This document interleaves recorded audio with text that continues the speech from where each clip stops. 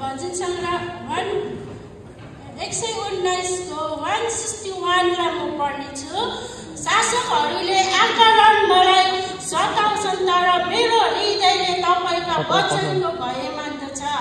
162 मा जसरी लुटको ठुलो वचन व्यक्ति रमाउँछ म तपाईको प्रतिज्ञामा हर्षित हुन्छु।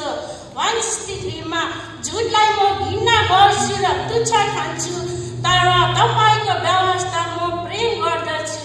164 मा तपाईका धार्मिक नियमहरूका निम्ति दिनमा 7 चोटि म तपाईको प्रशंसा गर्दछु।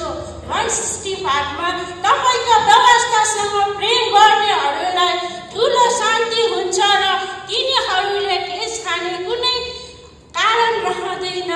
166 मा भनेको छ हे परमप्रभु तपाईका उद्धारको म प्रतीक्षा गर्छु र तपाईका आज्ञाहरू पालन गर्दछु। 167 मा तपाईका कानुनहरू पालन गर्दछु किनभने म तिनलाई अत्यन्त प्रेम गर्दछु। अनि 168 मा म तपाईका आदेशहरू र कानुनहरू पालन गर्दछु किनकि मेरा सबै आचरण तपाईको सामु प्रष्ट छन्। आमेन। हालेलुया। सबैजनालाई जय मसीह।